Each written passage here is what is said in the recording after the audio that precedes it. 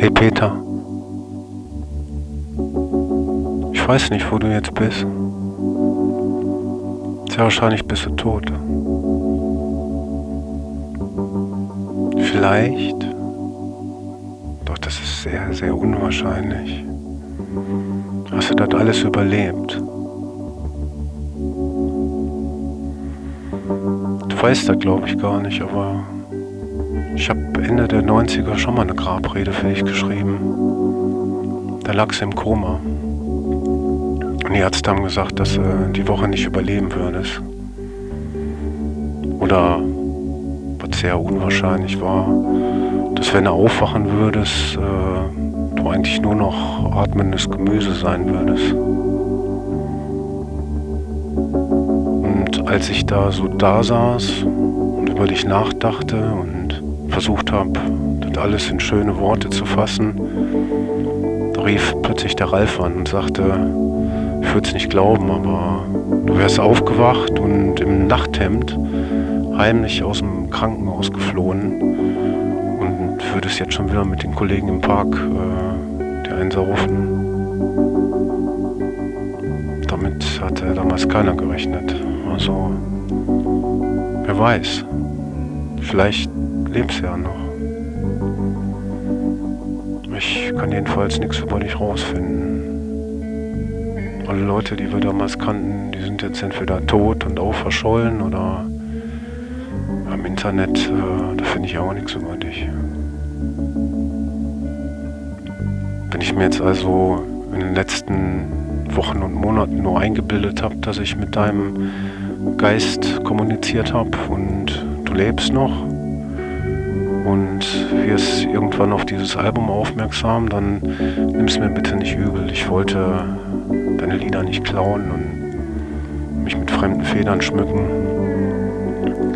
Ich wollte wirklich nur dich, deine Musik und die geile Zeit, die wir zusammen erlebt haben, würdigen. Das wäre einfach zu schade, wenn das alles in Vergessenheit geraten würde.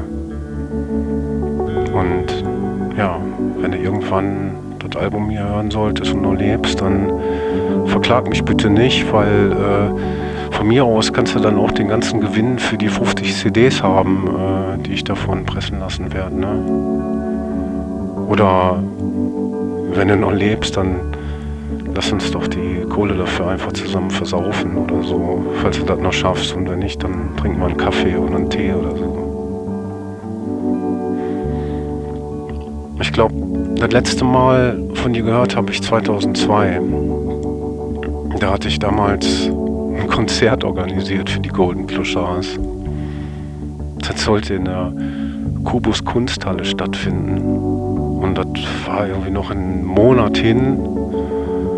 Und auch direkt vor deiner Haustür, ne? Also direkt im Kantpark bei dir vor der Haustür. Und ich war gerade dabei, total panisch für eine Germanistikprüfung zu büffeln, ne? Die sollte am nächsten Tag sein. Und mittags irgendwann riefst du dann an, total besoffen und wolltest, dass ich in so ein Schreibwarengeschäft in eine Stadt renne, um da irgendwie so einen Vordruck für so einen Künstlervertrag zu kaufen, den ich dann mit dir ausfüllen sollte und den dann in die Kunsthalle kriegen sollte, weil du da so total genaue Vorstellungen hattest, was die alles machen müssen und wenn die das nicht machen würden, dann würdest du nicht spielen. Und als ich dir gesagt habe, das kann ja wohl noch einen Tag warten, ne, weil ich morgen eine Prüfung habe, da hast du mich angeschrien, ne, durch den Hörer und hast gesagt, dass du aus dem Fenster springen würdest, wenn ich jetzt nicht kommen würde mit dem Künstlervertrag. Und als ich gesagt habe, ey, du hast ja nicht mehr alle, hast du gesagt, dass du schon auf der Fensterbank stehst mit dem Telefon und gleich springen würdest, ne? Und ich hatte echt schon ein paar Geschichten mit dir miterlebt, ne? Aber das hat damals das fast zum Überlaufen gebracht. Ich habe dann einfach aufgelegt und habe dann den Telefonhörer, hier das Telefonkabel aus der Wand gezogen, und damit du nicht nochmal anrufen kannst, und habe den auch am nächsten Tag nicht wieder eingesteckt. Ne? Und ja, und dann seitdem habe ich nichts mehr von dir gehört. Der Ralf hat mir nur erzählt, dass er nicht aus dem Fenster gesprungen ist. Ne? Spinner, du, ey. warst damals aber echt auf den Hund gekommen, ne? Und ich hatte 8 Jahre lang, hatte ich fast jeden Tag miterlebt, ne, wie das immer weiter mit dir bergab ging. Das war echt traurig, ne, das mit anzusehen. Und du glaubst auch gar nicht, ne, wie sehr ich dich in den ersten Jahren verehrt habe. Und ich kann mich noch genau daran erinnern, wie wir uns das erste Mal gesehen haben. Ich war kurz vorher mit dem Herzi, waren wir ja in den Bunker in Duisburg-Neumühl gezogen, weil sich unsere Band damals aufgelöst hatte. Ja, und das war ja auch der Tag gewesen, wo im Radio kam, dass Kurt Cobain tot war, ne? Wo wir uns aufgelöst haben. Und ja, dann sind wir halt in den Bunker gezogen, ne? Ich mit dem Herzi. Und weil ich damals so Stress mit meinen Eltern hatte, habe ich dann auch auf dem Bunker gepennt. Und wir hatten damals den Proberaum ganz oben in der 6. Und das war vielleicht ein Drecksloch, du. Mein Gott.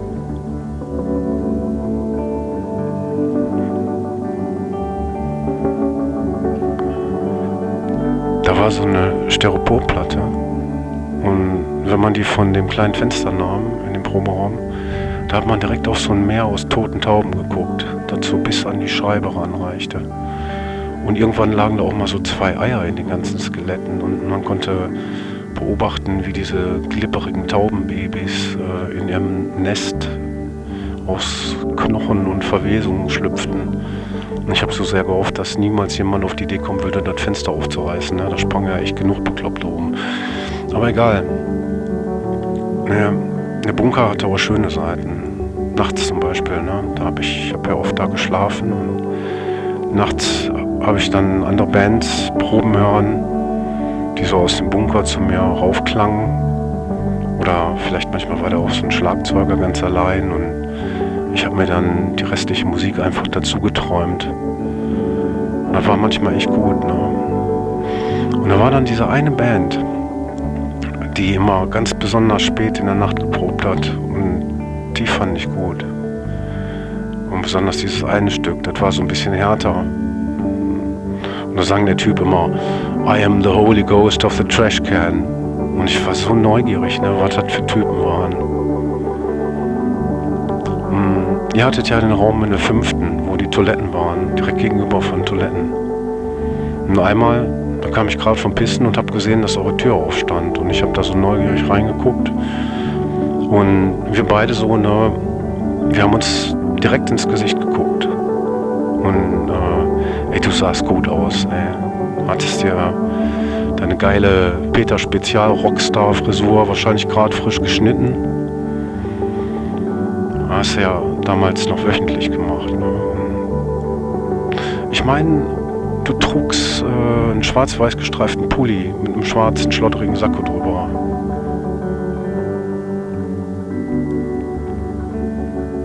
Kann auch sein, dass du das schwarz-weiße Dead Moon T-Shirt getragen hast. Und an dir dran hing da eine Gibson Les Paul von 1968 oder so.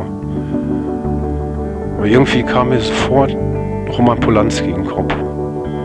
Oder so ein Roman Polanski, der gut aussehend und cool war. Und wir haben beide gleichzeitig Hi gesagt. Und dann bin ich einfach zu euch reingegangen und habe dann den Rest von den Clochards gesehen. Klaus, ein Drummer, der hatte irgendwie so eine coole Ledermütze auf und so eine Lederweste noch dazu. Der sah so ein bisschen aus wie Lou Reed, fand ich. Und da war noch mal dieser Dieter oder Detlef, ich weiß nicht mehr. Jedenfalls hat der Bass gespielt, aber der war nicht mehr lange dabei. Nachdem habe ich erstmal Bass gespielt und danach Nobby. Der Nobby, ey, voll der Muskeltyp, ne? Mit dem Clown da auf dem Arm, mit den 2 Gesichtern.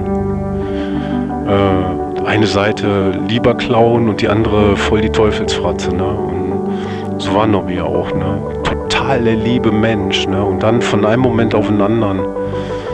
Und ich weiß noch, wie wir später alle mal bei dir zu Hause saßen und du wieder stundenlang über Dietrich Dietrichsen und Sexbeat und Adorno, Aristoteles, selbstgedrehte Pornofilme und Toni Marshall und so philosophiert hast, ne? Und Nobby hatte so die ganze Zeit total lieb lächelnd zugehört und auf einmal ist er aufgesprungen, ne?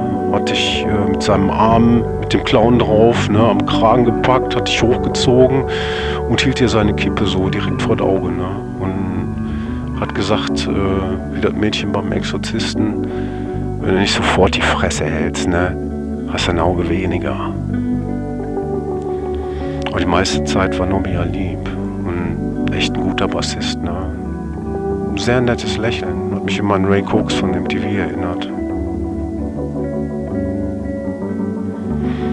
Aber Nobby ist ja dann irgendwann von der Bildfläche verschwunden. Und das letzte, was wir von dem gehört haben, war ja, dass der irgendwie so ein leerstehendes Gebäude im Hafen angezündet hatte und dann wie so ein Irrer lachend mit dem Fahrrad immer um das brennende Haus gefahren ist, als die Feuerwehr kam.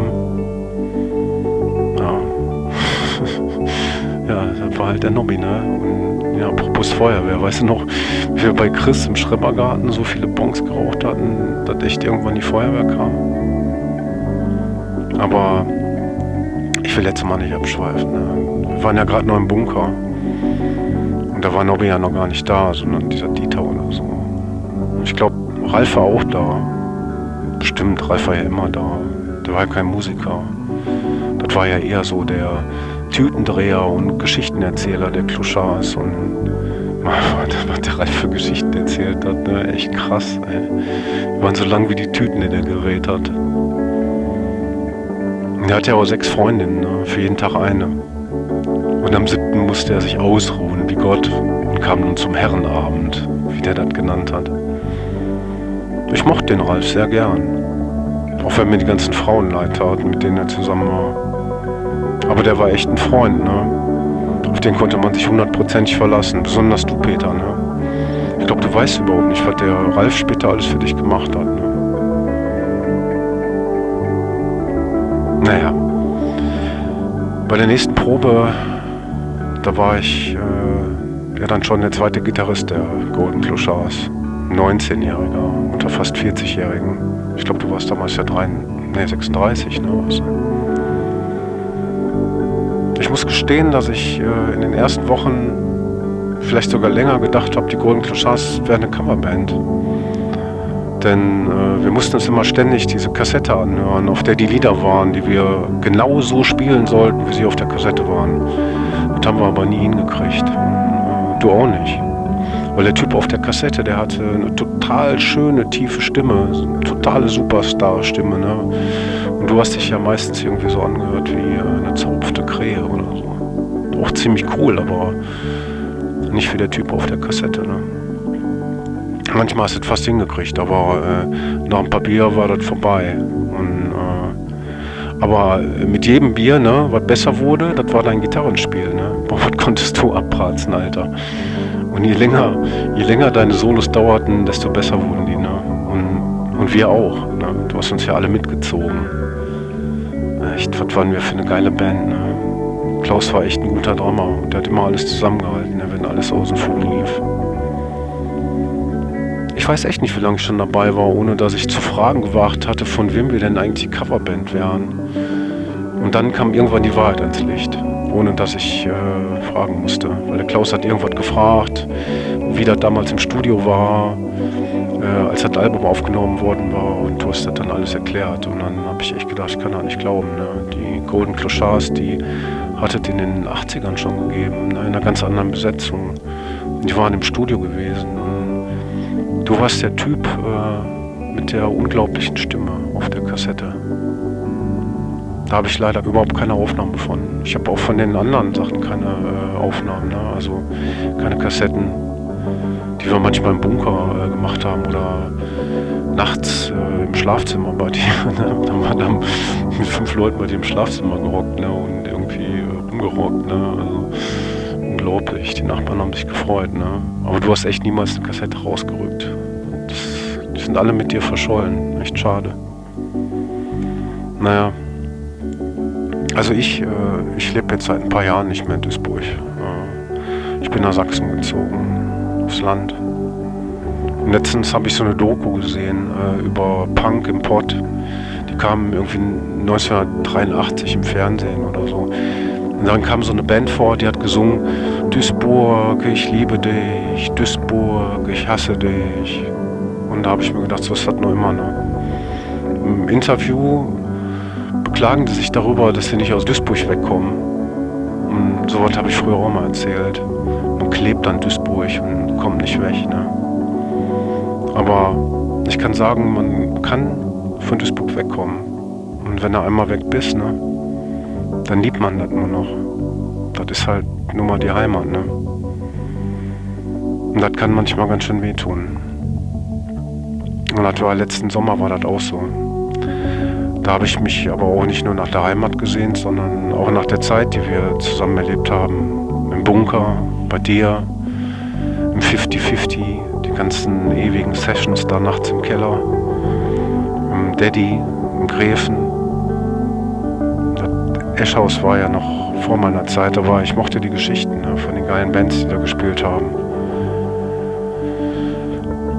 Und wie viel Musik habe ich durch dich und deine geile Plattensammlung kennengelernt. Captain Beefheart habe ich zum ersten Mal bei dir gehört. Das war, boah, hat das reingehauen. Captain Beefheart, wie geil. Und die Flaming Groovies fandst du gut. Die Stooges haben wir mal voll aufgedreht. Sonic Youth, Dinosaur Jr., die Bob Remels. Hast auch viel Lloyd Cole gehört. Velvet Underground natürlich. Und Neil Young, warst ja ein großer Neil Young-Fan. Einmal haben wir die Sleeps with Angels die ganze Nacht 20 Mal hintereinander gehört, ne? Weiß ich noch. Und als die Ich und Ich von Tom Lever rauskamen auch. Immer wenn die zu Ende war, haben wir uns angeguckt und zeitgleich gesagt, nochmal. Du hast immer gesagt, zeig mir deine Plattensammlung und ich sag dir, wer du bist. Und weißt du noch, wie immer was Schlimmes passiert ist, wenn du Ace of Spades bis zum Anschlag aufgedreht hast? Wie einmal, als wir plötzlich nachts alle um 3 Uhr im Dunkeln saßen, weil dein Nachbar die Sicherung rausgedreht hatte und dich danach im Unterhemd im Hausflur angekeift hat, dass du mal arbeiten gehen sollst, wenn du nicht ausgelastet wärst. Da hast du gesagt, das Lied wäre verflucht. Vielleicht war das einfach nur zu laut. Als ich dich das erste Mal besucht habe, da haben wir die Flower Pounds gehört, das weiß ich noch. Red nicht von Straßen, nicht von Zügen. Und Blumfeld, die Ich-Maschine. Da war ich echt beeindruckt. Was für geile Texte, sowas hatte ich noch nie gehört. Und danach wie oft habe ich bei dir auf der Couch gepennt und morgens verkatert auf dem Klo ewig Specs gelesen. Und neben mir hing das Handtuch, das man nicht berühren durfte, weil Tom Lever das mal benutzt hatte. Nach all dem habe ich mich letzten Sommer zurückgesehnt. Und dann habe ich die Gitarre in die Hand genommen und habe versucht, mich zu erinnern. Master of Illusion, Down by the Riverside, Rock'n'Roll Suicide. Und die Akkorde und Melodien, da konnte ich mich noch grob erinnern. Ne? Aber die Texte, die wusste ich nicht mehr. Und ich habe einfach irgendwas gesungen, was sich gut angehört hat. Und manchmal kamen mir so ein paar Zeilen zurück und manchmal hat sich von meinen eigenen Erinnerungen auch irgendwas in deine Texte reingeschlichen. Ne? Und ich gar nicht mehr weiter wusste, habe ich eine KI gefragt, dass die dich channeln sollte, damit du mir eine Zeile aus dem Jenseits rüberschickst. Das war manchmal echt unheimlich. Ne? Oft kamen dann Zeilen aus der KI, an die ich mich tatsächlich von damals erinnern konnte. I paint your pain in colors and when the curtain falls und so was. Da war doch von dir, oder nicht? Naja, jedenfalls war es mir ein paar Wochen lang sehr nah. Und immer, wenn ich irgendwas gespielt habe, dann hast du Sachen gesagt in meinem Kopf wie nicht so schnell, Art, wir sind hier nicht auf dem Bolzplatz oder boah, Art, die 12-seitige auf Down by the Riverside, die ist granatenhaft, ne? Ja, weiß ich, Peter. Das war eine gute Idee von mir, auch dass ich Daniela gefragt habe, dass sie da drauf singen soll. Irgendwann habe ich dann also gedacht, ich nehme die Stücke jetzt mal so auf, wie wir die damals gespielt haben und wie die auf der Kassette aus den 80ern geklungen hat. Jedenfalls, wie ich mich daran erinnern konnte. Und ja, dann habe ich das halt alles eingespielt. So und ja, ich hoffe, ich habe dir keine Schande damit gemacht. Ich wollte einfach nicht, dass die Stücke von dir in Vergessenheit geraten. Weil ich glaube, ich war der einzige Mensch auf der Welt, der sich noch daran erinnern kann und vor allem, der die spielen kann. Ne? Und ich Ich weiß, it's been 20 years, das war irgendwann mal auf Deutsch und hieß eigentlich vor 10 Jahren, aber das hat irgendwie nicht gepasst. Und dann Lied über Monika, weißt du noch, wie schön es war, das habe ich besser mal weggelassen. Ne? Jedenfalls hat deine Stimme mir in meinem Kopf immer gesagt, was ich tun soll und wie ich das tun soll. Und wenn es gut war, dann habe ich das so gemacht. Und dann wusste ich auch, dass du zufrieden bist. Glaube ich jedenfalls. Ich wollte ja nur eine Freude machen. Na denn, mach's mal gut, Penner. Und du weißt ja, ne? Man sieht sich immer zweimal.